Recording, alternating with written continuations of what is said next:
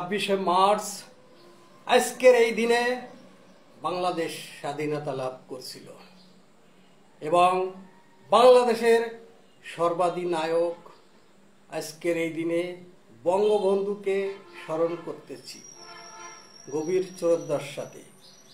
এবং স্বাধীনতার এত বছর পরেও আমরা কি স্বাধীন আছি এই মুহূর্তে? এই 2024-এর পরে 5ই আগস্টের পরে যে অন্তর্বর্তীকালীন সরকার এসে আমাদের মাথায় চাপিয়েছে, এই সরকারের প্রধান হলো ডক্টর ইউনূস। এই ডক্টর ইউনূস স্বাধীনতাকামী লোকেদেরকে কোনো কথা বলতে দিচ্ছে না এবং স্বাধীনতা দিবসও পালিত হচ্ছে না, বাংলাদেশে করতে দিচ্ছে না। এবং ডক্টর ইউনূস স্বাধীনতা বিরোধী পক্ষের লোক উৎসর্গ করতেছে কর্মকাণ্ডে, বিভিন্ন স্বাধীনতা বিরোধী কর্মকাণ্ড তাদের দিয়ে সে করাচ্ছে।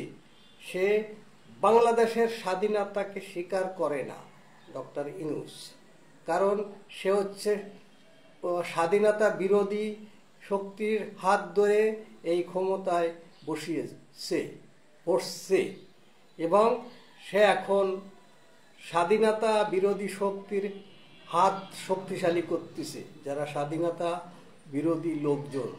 এবং এই মুহূর্তে বাংলাদেশে যে আইন শৃঙ্খলা এবং বিভিন্ন রকম হয়রানি করা হচ্ছে মানুষকে, এবং বিশেষ করে সাংবাদিক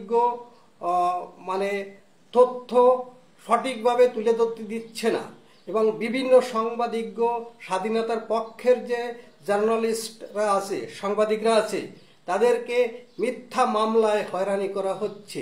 বাংলাদেশের 64 জেলায় বিভিন্ন সাংবাদিক হয়রানি করা হচ্ছে। এটা জাতিসংঘ বলতেছে এবং আমেরিকার সংবাদপত্রও বলতেছে যে বাংলাদেশের জার্নালিস্টগো এই মুহূর্তে হয়রানি করা হচ্ছে মিথ্যা মামলায়।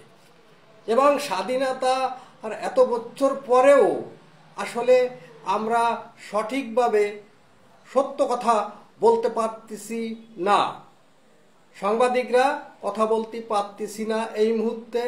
এবং স্বাধীনতা পক্ষের সাংবাদিকরা এই মুহূর্তে আত্মগোপনে চলে গিয়েছে, কারণ তাদেরকে এখন স্বৈরাচারী সরকারের মদতদাতা বানিয়েছে, তাদেরকে এখন জেলে পাঠিয়েছে, তাদেরকে বিভিন্ন মামলায় হয়রানি করা হচ্ছে, তাদেরকে লাঞ্ছিত করা হচ্ছে, বঞ্চিত করা হচ্ছে।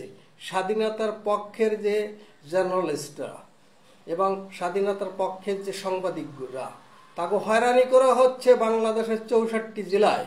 আপনি খোঁজ নিয়ে দেখেন, দরকার হলে আন্তর্জাতিক সংস্থা এসে তথ্য নিয়ে দেখুক যে বাংলাদেশের 64 জেলায় স্বাধীনতা পক্ষের কোনো সাংবাদিক এই মুহূর্তে তারা কোনো সংগঠনের সাথে থাকতে পারতেছে না, কারণ তাকেও ঘাড় ধাক্কা দিয়ে বের করে দিচ্ছে। স্বাধীনতা বিরোধী যে সাংবাদিকরা এই মুহূর্তে আসছে, তারা এই কাজগুলো করতেছে, তারা এই সরকারের অবৈধ সরকারের সাথে হাত মিলিয়ে তারা মিথ্যে প্রচার করে যাচ্ছে। এবং এই মুহূর্তে বাংলাদেশে যে অন্যায় অত্যাচার হচ্ছে, কারণ দক্ষ যে প্রশাসন আছে, সেই দক্ষ প্রশাসনকে সব জেলে পাঠাচ্ছে, তাদেরকে হয়রানি করতেছে, আর অদক্ষ প্রশাসনদেরকে দিয়ে দেশ পরিচালনা করতেছে। সেই জন্য আজকে দেশের আইন শৃঙ্খলা এত অবনতি হচ্ছে, কারণ ভালো ভালো যত অফিসার আছে তাদেরকে ওএসডি করা হচ্ছে, আর যারা অদক্ষ অফিসার, যারা দীর্ঘদিন বিভিন্ন রকম ব্যবসা বাণিজ্যের সাথে যুক্ত ছিল, চাকরিচ্যুত ছিল, কারণ তারা দুর্নীতির কারণে চাকরিচ্যুত ছিল, তারা এই মুহূর্তে এখন ক্ষমতায় এসে বসছে এবং তারা সরকারের বিভিন্ন মদদে তারা এখন আইন শৃঙ্খলা নিয়ন্ত্রণ করতেছে। তার এই মুহূর্তে তার একটা উদাহরণ আমি তুলে ধরব। আমাদের ঢাকা মহানগর, ঢাকা মহানগরের যে পুলিশ কমিশনার মহোদয় মোহাম্মদ সাজ্জাদ আলী, উনি কি বলতিছে যে রেপের নামটা এখন আর রেপ না বলে অন্য কিছু বললি, আর যে নারী নিগ্রহী বা অন্য কিছু চিন্তা করা যায়। একজন পুলিশ কমিশনার, ঢাকা ডিএমপি, উনি যদি এই কথা বলে আমাদের দুঃখ লাগে জার্নালিস্টকে, যে ওনার মতো একজন দায়িত্বপূর্ণ লোক ওই জায়গায় বসিয়েছে। উনি দীর্ঘদিন চাকরিচ্যুত ছিল, কারণ উনি ওএসডি হয়েছিল, ওনার এক ভাইকে, হাপন মায়ের ফাটের ভাইকে ক্রস ফায়ারে মেরে ফেলছে, কারণ উনি অপরাধী ছিল, জনযুদ্ধের লোক ছিল। সেই সাজ্জাদ সাহেবকে পুলিশ কমিশনার বানিয়েছে, আর তার মুখে এই কথাগুলো এখন শোনা যাচ্ছে।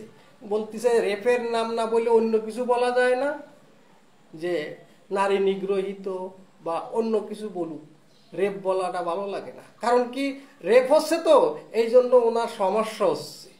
কারণ পত্রপত্রিকায়, মিডিয়ায় দেখা যাচ্ছে যে উনি ঢাকা মহানগরের দায়িত্বে আছে, আর এই মুহূর্তে রেপ হচ্ছে।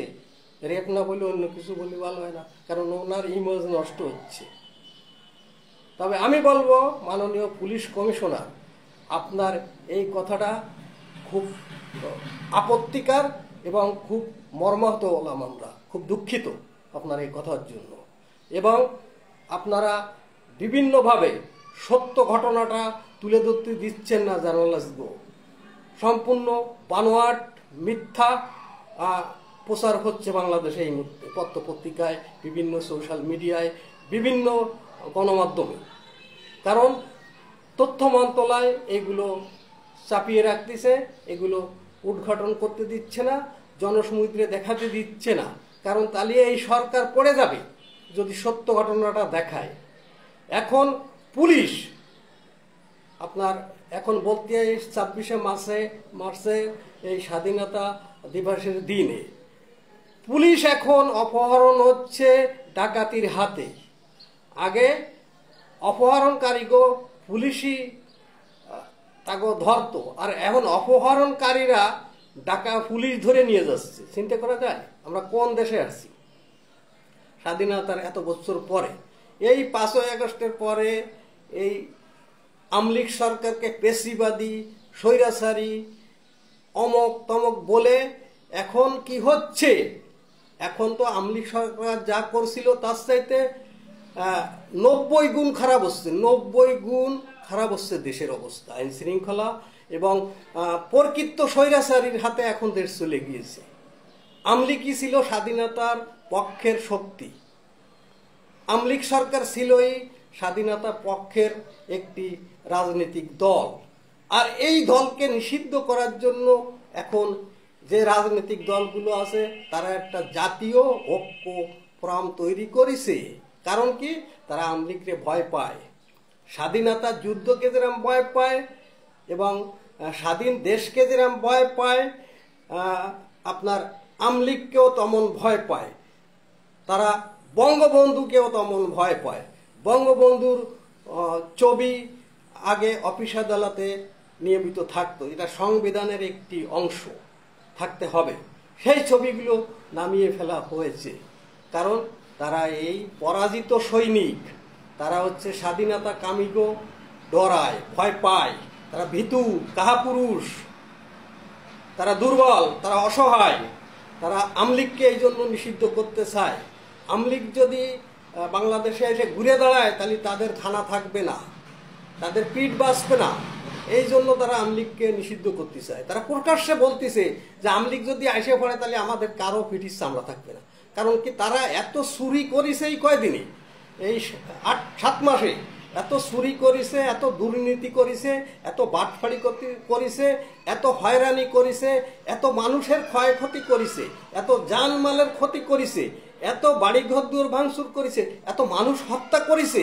এই জন্য আমলিক ফিরে আসলে তাদের পিঠের চামড়া আর থাকবে না। সেই জন্য তারা আমলিককে নিষিদ্ধ করার জন্য মরিয়া হয়ে উঠেছে।